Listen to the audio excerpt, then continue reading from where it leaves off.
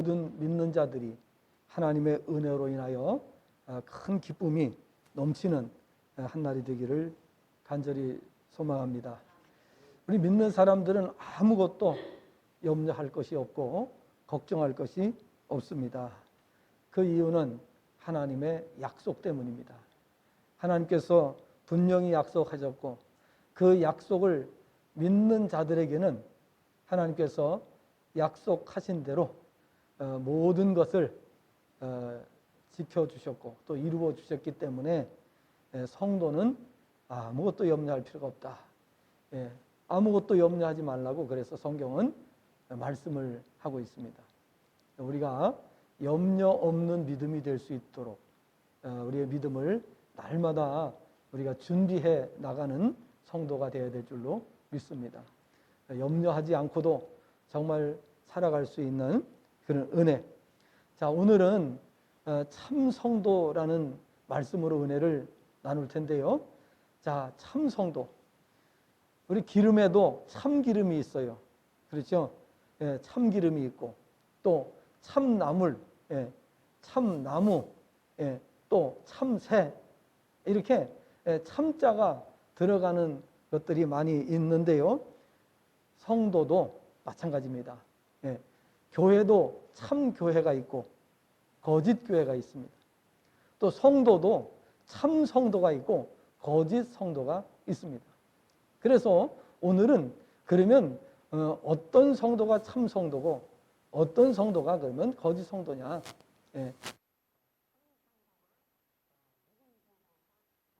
우리가 배우도록 하겠는데요. 참 성도는 표시가 있다는 거예요. 표시. 자, 그래서 참 성도가 되면은 반드시 나타나게 되는 거예요. 성도라는 그 표시가 나타나게 되는 거예요. 우리가 이렇게 길거리를 가다 보면 길 옆에 뭐가 있는가 하면 표지판이라고 있어요. 그죠? 표지판. 그럼 표지판을 볼 때에 사람들이 이제 그 가는 방향이라든지 또 지역 이름이라든지 이런 걸 알 수가 있죠. 자, 우리 성도들에게도 표지가 있어야 된다. 그래서 교회에도 참된 교회의 표지가 있어요. 표지. 그래서 참된 교회의 표지는 뭐냐? 오늘은 그거를 배우는 시간은 아니지만은 간단하게 이거를 먼저 짚고 넘어가겠는데요. 그러면 종교개혁 시대에 사람들이 교회에 대해서 이 혼란을 겪고 있을 때에 종교개혁자들이 믿는 사람들 또 믿고자 하는 사람들에게 교회의 기준을 알려줬어요. 이런 교회를 가세요. 교회를 가려고 하면 이런 교회를 가세요 하고 그 기준을 알려줬어요. 그 기준이 뭐냐? 첫째는 하나님의 말씀이 바르게 선포되는 교회. 이것이 첫 번째입니다. 하나님의 말씀이 바르게 선포되는 교회가 정말 참교회다. 두 번째로는 성례가 바르게 시행되는 교회가 참교회다. 성례가 바르게. 그래서 세례를 받고 그 다음에 또 성찬식을 하고 이걸 갖다 성례라고 그래요. 성례. 이 성례가 바르게 시행되는 교회가 참된 교회다. 세 번째로는 권징이 바르게 시행되는 교회가 참된 교회다. 이렇게 말했습니다. 권징이라고 하는 것은 뭐냐면 잘잘못을 교회가 잘 분별을 해가지고 이 믿는 사람들을 바르게 지도할 수 있는 교회, 이런 교회를 가야 된다. 그래서 세 가지 기준을 종교개혁자들이 말하게 되었다 하는 것입니다. 그래서 물론 여러 가지가 많지만은 그 중에서 세 가지 요 기준을 가지고 교회를 정하라. 신앙생활할 때 이렇게 사람들이 그 종교개혁자들이 알려줬습니다.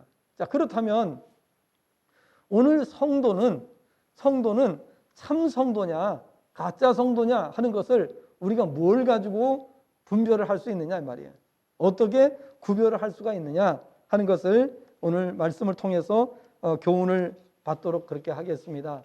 그래서 우리가 참 성도를 구별을 할 줄 알아야 우리가 신앙생활할 때도 이렇게 가까이 하고 또 교제하고 이렇게 해야 되는데, 예? 저 사람이 바른 신앙생활을 하고 있는지 또 잘못된 신앙생활을 하고 있는지 이거를 모르고, 어떤 사람들은 이 수준이 이제 아직 그 영적인 수준이 낮은 분들은 그걸 구별을 못해요. 바른 신앙인지 아닌지, 그래서 참 성도인지 아닌지 이거를 구별을 하고 교제를 해야 되는데 구별을 못하고 교제하는 경우도 있는 것을 우리가 보게 됩니다. 그러면 성도에게는 참 성도라고 하는 마크가 필요해요. 마크. 마크가 뭐예요? 우리가 이 표시하는 걸 갖다 마크라고 그러잖아요. 그래서 참 성도의 표시가 있어야 된다. 근데 이 표시 가운데는요, 눈에 보이지 않는 그걸 갖다가 비가시적이라고 그래요. 비가시적인 표시도 있고 또 눈으로 확인할 수 있는 가시적인 표시도 있을 수가 있어요. 그러면 비가시적인 표시 가운데는 어떤 것이 있겠습니까? 거듭남. 그럼 거듭나지 않았는데 눈으로 어떻게 알아요? 그죠? 눈으로 겉으로 봐가지고는 거듭났는지 안 났는지 모른단 말이에요. 그 다음에 믿음도 마찬가지예요. 믿음도 그 사람의 믿음의 깊이가 어느 정도 되는지 봐가지고는 잘 몰라요. 그죠? 눈으로는 잘 모른단 말이에요.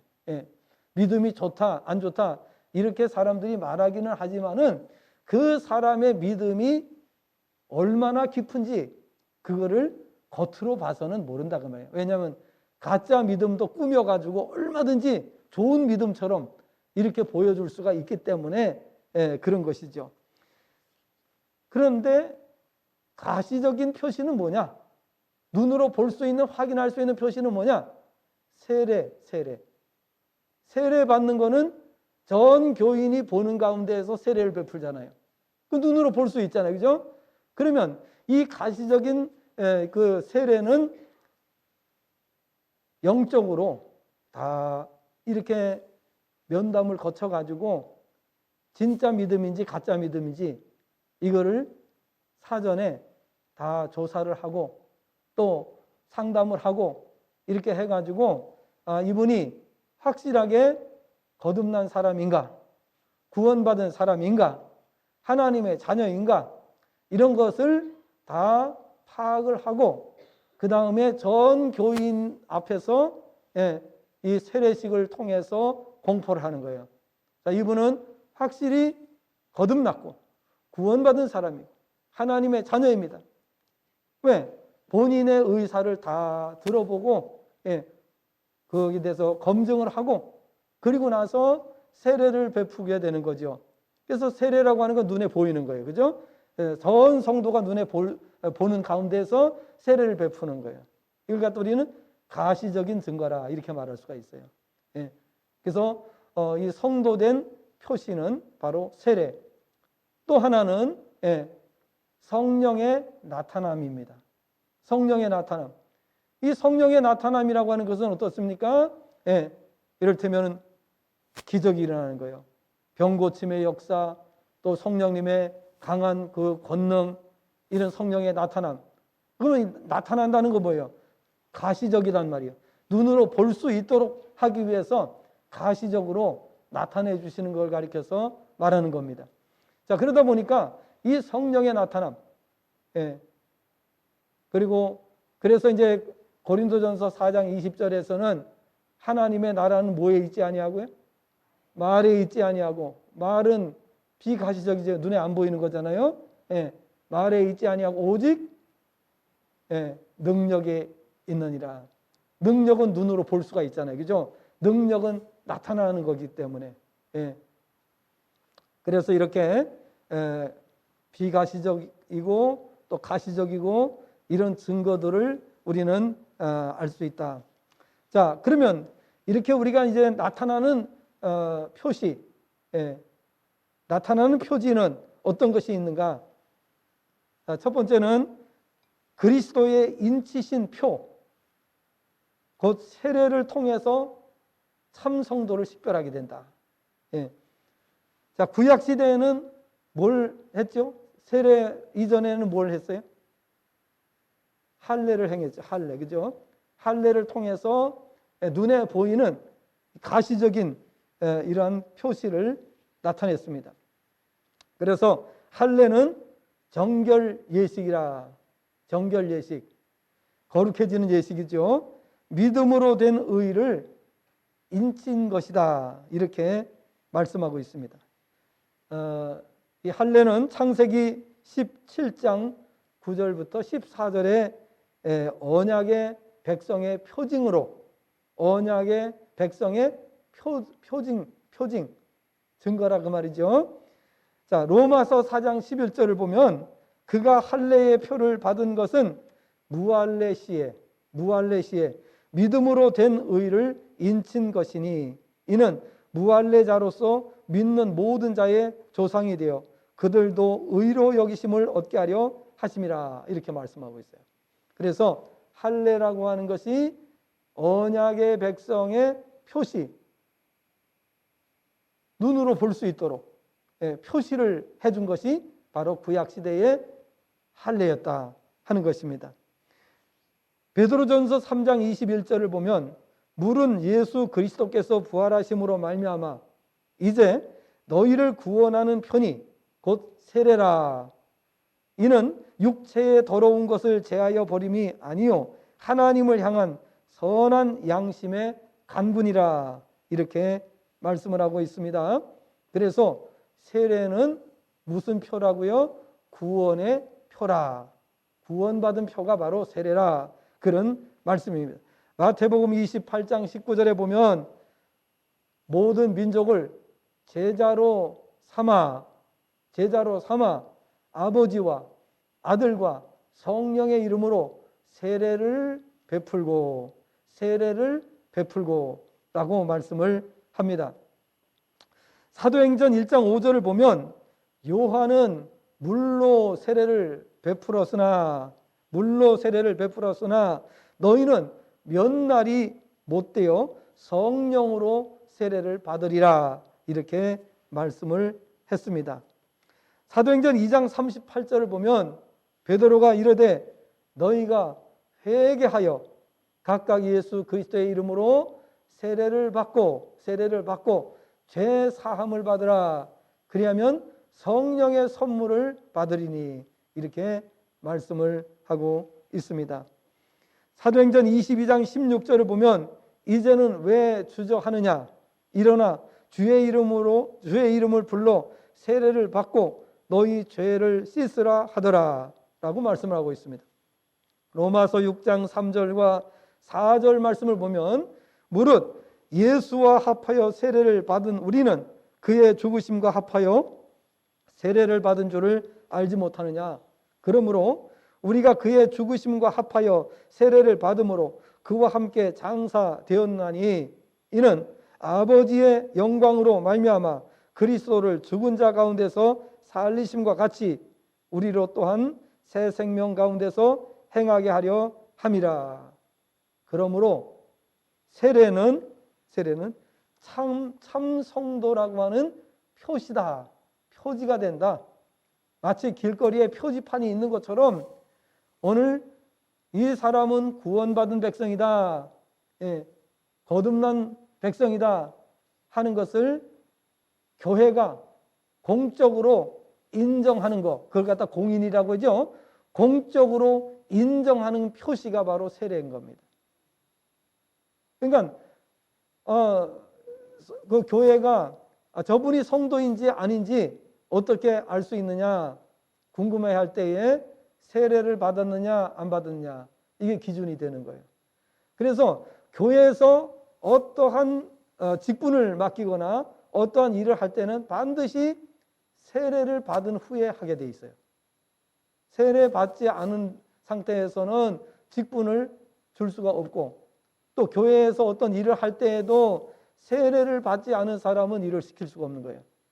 왜 그런가 하면은 전 교인이 공식적으로 저분이 진짜 성도냐 아니냐 하는 것을 알 수 있는 방법이 없으니까. 그래서 그것을 교회가 공식적으로 인정하는 것, 그것이 바로 세례입니다. 세례를 통해서 이분은 하나님의 백성입니다. 구원받은 사람입니다. 확실히 하나님의 백성이 된 사람입니다 하는 것을 교회가 공식적으로 인정하는 표시가 바로 세례라 하는 것을 우리가 알아야 되겠습니다. 두 번째로는 우리가 성령의 인치신 표를 통해서 우리가 참 성도라는 것을 알게 된다 하는 것입니다. 자, 그러면 성도냐 아니냐 하는 것을 세례를 받은 사람은 이제 교회가 공식적으로 인정을 했기 때문에 이분은 확실히 구원받은 하나님의 백성이다 이렇게 알게 되지요.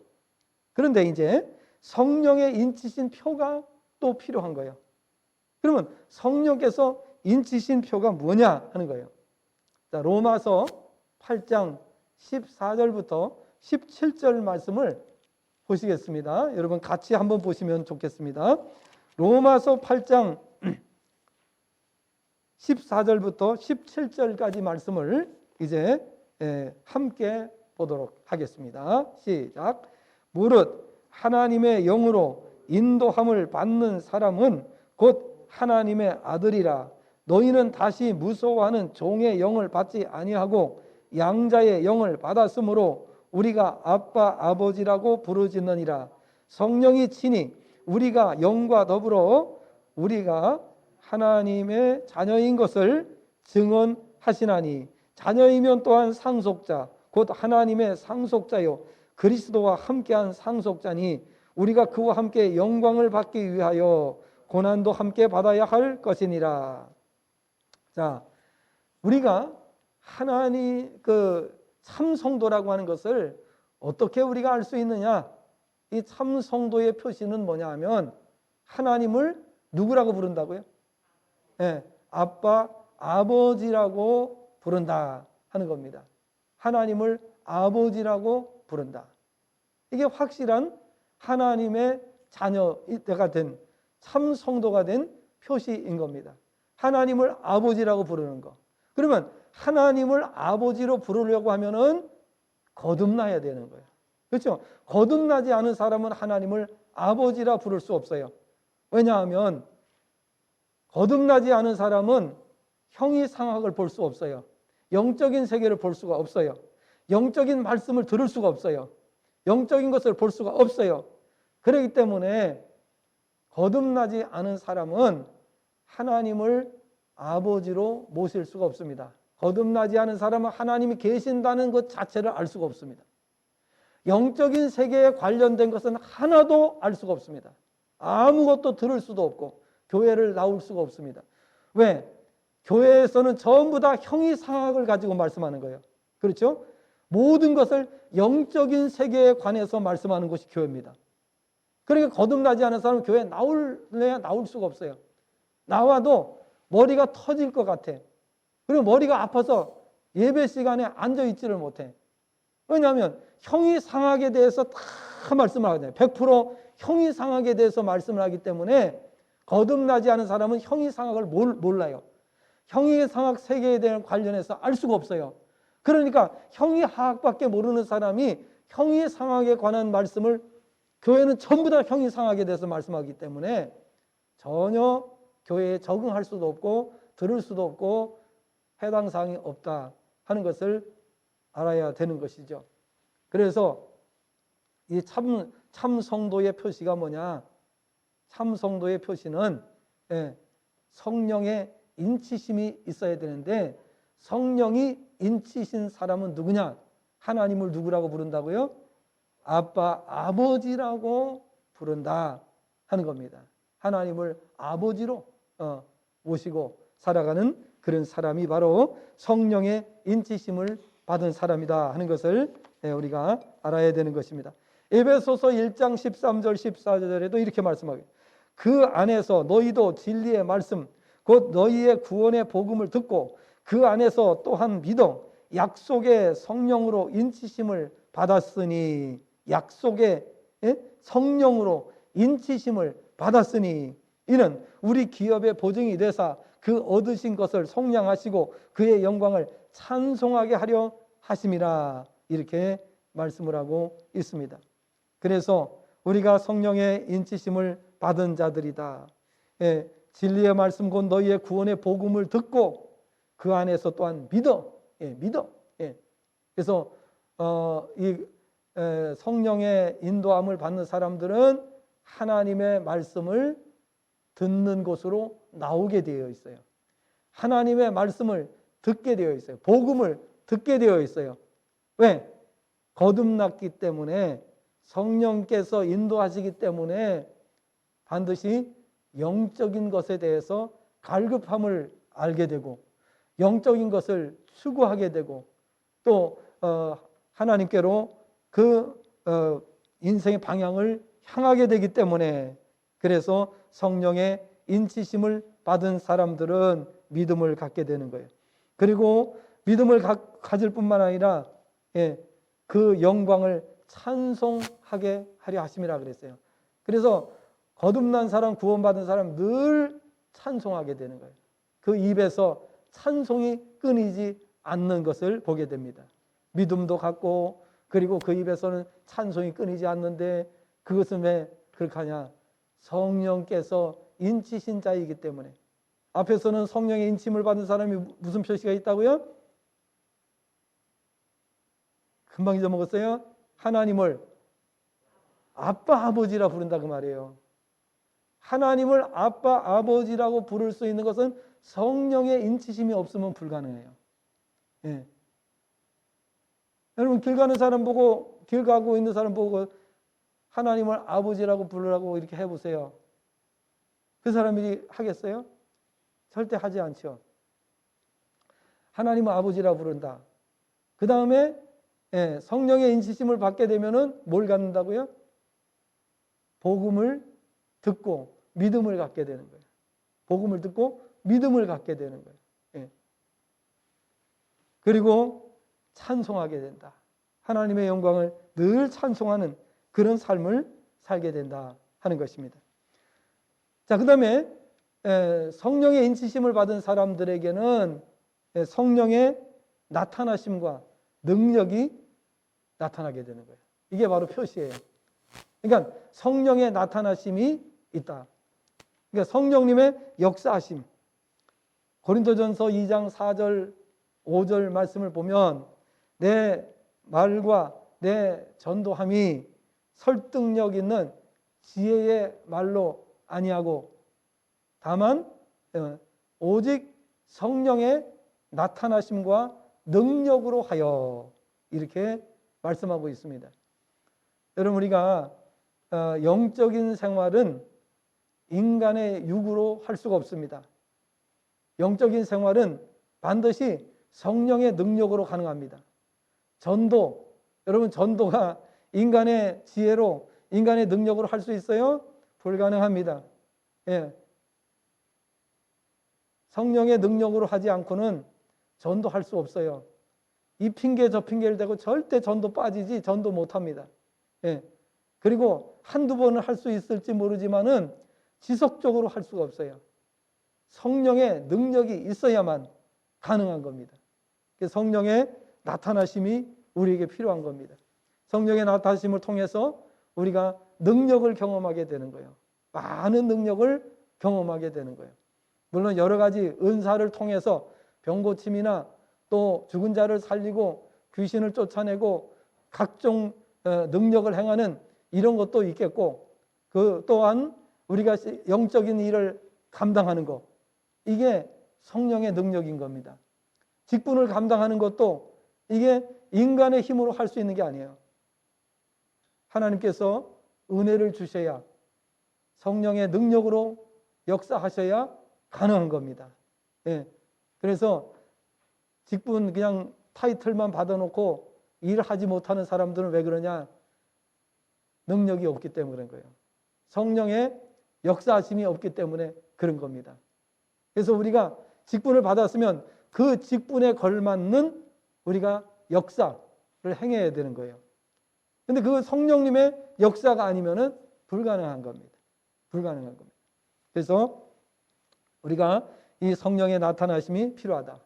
그 다음에 갈라디아 5장 22절 23절에 보니까 성령의 9가지 열매가 언급되어 있어요. 성령의 9가지 열매가. 그래서 성령의 인치심을 받은 사람들에게는 반드시 이런 성령의 열매가 나타나게 되는 거예요. 9가지 열매가 뭐죠? 사랑과 희락과 화평과 오래 참음과 자비와 양선과 온유와 충성과 절제, 이러한 그 열매들이 성령께서 역사하심으로 인해서 열매들이 나타나는 거예요. 그러니까 성령의 인치심을 받은 사람들을 보면서 사람들이 뭘 알 수 있어요? 저분은 확실히 구원받은 사람이구나. 하나님의 백성이 분명하구나 하는 것들을 사람들이 고백을 하게 되는 것입니다. 그 다음에 세 번째로는 또 무엇이 성경에 나와 있는가 하면 천사들의 인치심을 통해서 우리가 참 성도를 식별하게 된다 하는 것입니다. 요한계시록 7장 3절부터 8절의 말씀을 보면 14만 4천이 구원받은 인침을 받은 14만 4천 명의 성도들이 천사들을 통해서 하나님의 인침을 받은 자들이라고 말씀하고 있어요. 성령을 통해서, 천사를 통해서 하나님의 인치심을 받았다. 어린 양의 피에 옷을 씻어 희게함을 받은 자들이다, 이렇게 말씀하고 있고, 이들이 세세토록 하나님을 찬양한다 되어 있어요.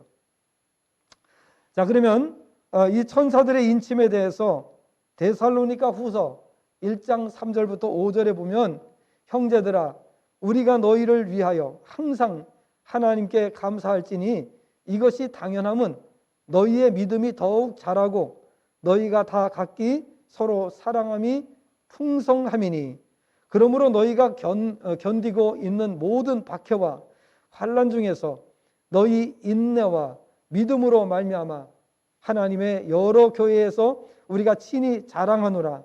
이는 이렇게 나옵니다. 이는 하나님의 공의로운 심판의 표요 너희로 하여금 하나님의 나라에 합당한 자로 여김을 받게 하려 함이니 그 나라를 위하여 너희가 또한 고난을 받느니라, 이렇게 말씀을 하고 있는 것입니다. 그래서 우리가 인내와 믿음이 하나님의 공의로운 심판의 표라 그랬습니다. 자, 우리가 이 인내하는 믿음, 사람이 믿음을 가지고 있는데 그 믿음이 우리는 겉으로 봐가지고는 잘 모를 수가 있어요, 그죠? 그 사람의 믿음이 어느 정도 깊은 믿음을 가지고 있는지 잘 모를 수가 있는데, 여기 보니까 인내와 믿음이 그랬습니다. 인내와 믿음이 그게 표시다 그랬어요. 인내하는, 그러니까 인내하는, 참는 거예요. 견디는 거예요. 어려운 시련과 환난과 박해가 오는데, 여러분 만약에 하나님을 아버지로 모시지 않고 거듭나지 않고 구원받지 않은 사람이 예수님 믿는 것 때문에 모진 박해를 받는데 견딜 수 있어요? 참겠어요? 절대로 참지 않지요. 하나님을 모르는 사람이, 예수님을 구주로 믿지 않는 사람이 온갖 박해와 어려움을 참고 견디겠느냐 그 말이에요. 그럴 수 없지요. 그럴 그 필요성을 못 느끼지요. 그러나 이제 성령의 인침을 받은 사람들은 온갖 모진 핍박과 환난과 역경이 와도 장애물이 나타나도 견딘다는 거예요. 그게 바로 이 구원받은 참 성도의 표시라고 하는 거예요. 참 성도가 아닌 사람은 조금만 힘들면 포기하고 그냥 떠나버리는 거예요. 참 성도가 아닌 사람은 견딜 필요가 없는 거예요. 그죠? 왜 견딥니까? 모진 박해를 받는데 왜 견딥니까? 왜 손가락질 받고 예수쟁이라고 욕 먹고 힘든 그런 과정을 거치면서 왜 믿음을 지킵니까? 그것이 바로 성령의 인침을 받은 사람들의 표시라는 거예요. 예. 그 다음에 요한계시록 13장 8절부터 10절 말씀을 보면 이렇게 또 말씀하고 있어요. 어린 양의 생명책에 창세 이후로 이름이 기록되지 못하고 이 땅에 사는 자들은 그 짐승에게 경배하리라. 누구든지 귀가 있거든 들을지어다. 사로잡힐 자는 사로잡혀갈 것이요 칼에 죽을 자는 마땅히 칼에 죽을 것이니 성도들의 인내와 믿음이 여기 있느니라. 그래서 성도들의 인내와 믿음 계속 강조되고 있어요. 인내와 믿음, 인내와 믿음, 이것이 계속 강조되고 있는 거예요. 그래서 성령의 인침을 받은 사람들은 인간의 육적인 관점으로는 이해할 수 없는 그런 행동을 보이게 돼 있어요. 믿지 않는 사람들은 이해가 안 돼. 이를테면 우리가 세상 사람들이 놀러 다니고 세상 사람이 즐기러 다니고 세상 사람이 다 이렇게 그 쾌락을 추구하고 이렇게 살잖아요. 할 건 못할 것 다 하면서 살잖아요. 그래 그 사람들이 우리 믿는 사람들을 보고 하는 말이 뭐라고 말해요?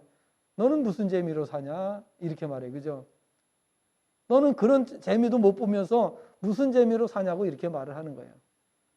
그러니까 믿지 않는 사람들의 관점에서 볼 때에 성도들의 인내와 믿음이 이해가 될 수가 없는 겁니다.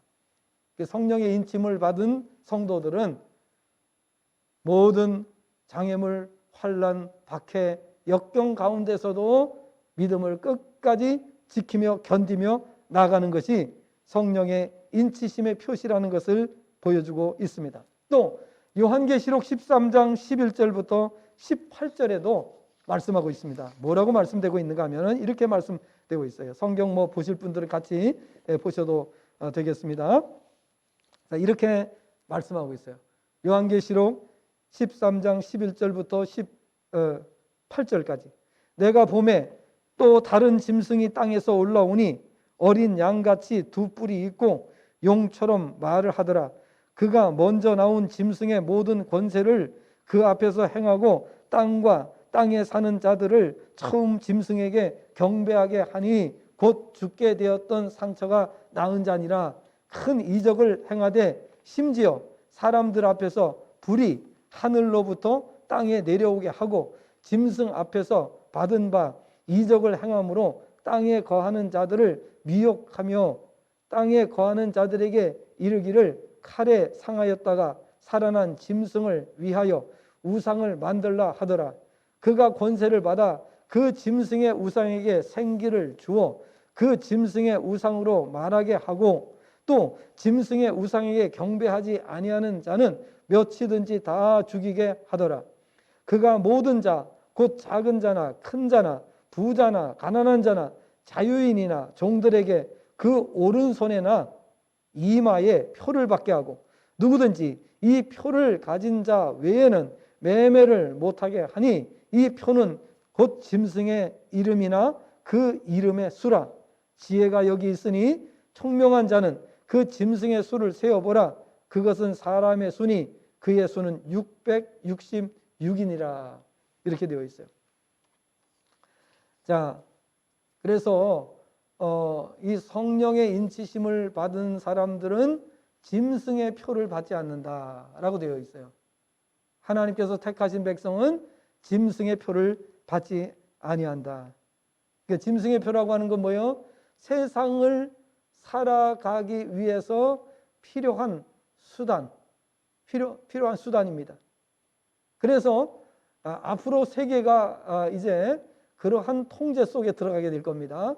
그런 통제 속에 들어가는데 그러면 이 세상을 살기 위해서 세상이 요구하는 대로 세상이 요구하는 방향대로 살지 않으면 세상을 살아가기가 어려운 시대가 됩니다. 마지막 때가 되면 그렇게 이제 가게 됩니다. 그래서 우리는 여기에 대해서 정신을 바짝 차리고 믿음을 잘 지키도록 해야 됩니다. 사탄의 표를 받지 마셔야 됩니다. 이 사탄의 표라고 하는 것은 바로 세상을 살아가기 위한 수단입니다. 세상을 살아남기 위해서 받는 표를 말합니다. 근데 우리는 누구의 표를 받아야 돼요? 예수님의 인치심을 받아야 되고, 성령의 인치심을 받아야 되고, 천사의 인침을 받아야 됩니다. 그럴 때에 그 짐승의 표를 받지 않는다. 여기서 뭐 여러 가지 이제 그 해석들이 또 나와야 되지만은, 그건 이제 요한계시록을 배울 때 우리가 2번 요한계시록을 했습니다. 교회에서 2번 요한계시록을 했는데, 여기서 이제 자세히는 시간상 말씀을 드릴 수가 없고, 우리가 정신을 바짝 차리고 정말 우리는 그 하나님의 자녀로 인침을 받은 사람, 하나님의 자녀로 인침을 받은 사람이기 때문에 우리는 세상의 유혹에 넘어가지 아니하고 믿음을 잘 지키는 그런 성도로 살아가야 된다 하는 것입니다. 그 다음에 예수님의 보혈에 옷을 씻은 것이 그 표라 하는 것을 보여주고 있습니다. 자, 천사를 통해서 받는 표입니다. 천사를 통해서 받는 표인데, 요한계시록 7장 13절 14절을 보면, 장로 중 하나가 응답하여 나에게 이르되 이 흰옷 입은 자들이 누구며 또 어디서 왔느냐? 내가 말하기를 내 주여 당신이 아시나이다 하니, 그가 나에게 이르되 이는 큰 환난에서 나오는 자들인데 어린 양의 피에 그 옷을 씻어 희게 하였느니라 라고 말씀하고 있어요. 자, 우리는 앞에서 말씀드렸죠. 세례에 대해서 말씀드렸어요. 세례.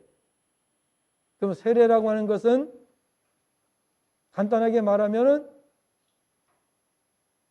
죄를 사함받는, 죄를 씻는 예식이에요. 그렇죠? 그럼 뭘 가지고 죄를 씻어요?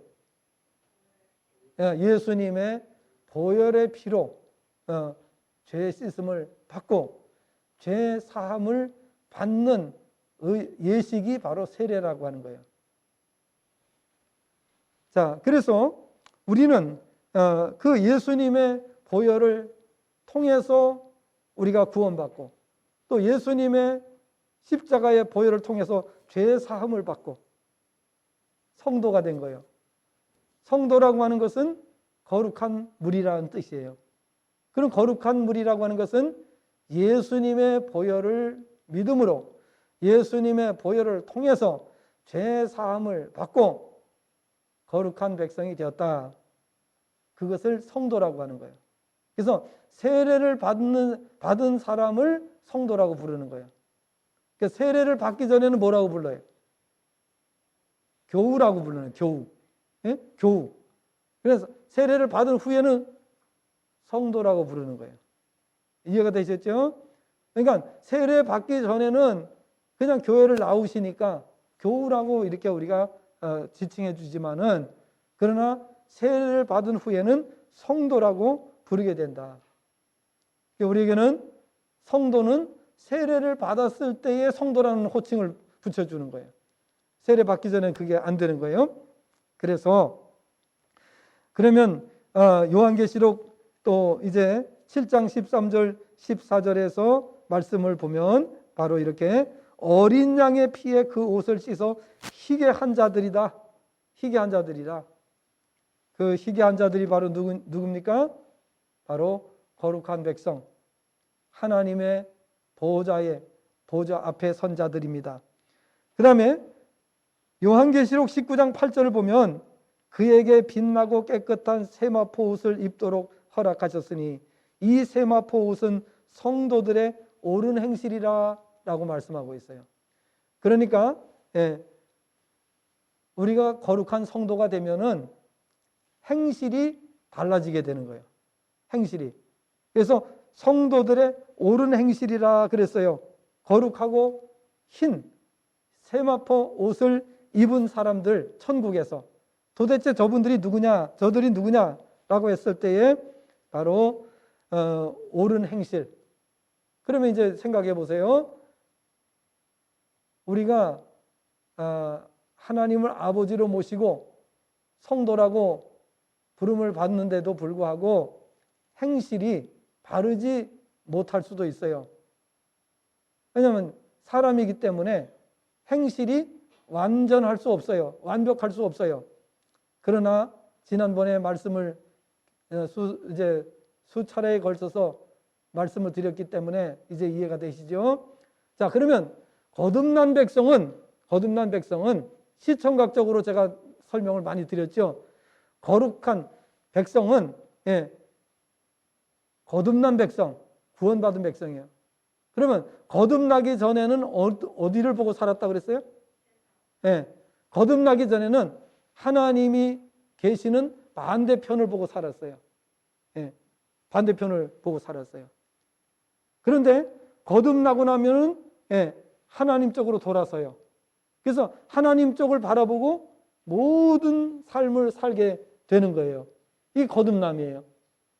그래서 성도가, 그러면 세마포 옷을 입은 사람들이 누구냐? 예수님의 보혈로 죄 씻음을 받은 자들이 거룩한 백성이요, 흰 옷을 입은 자들이에요. 그런데 그들의 특징은 뭐냐? 그들의 특징은 여기 말씀대로 옳은 행실을 한다는 거예요. 옳은 행실. 다시 말하면 하나님 반대편으로 계속 하나님을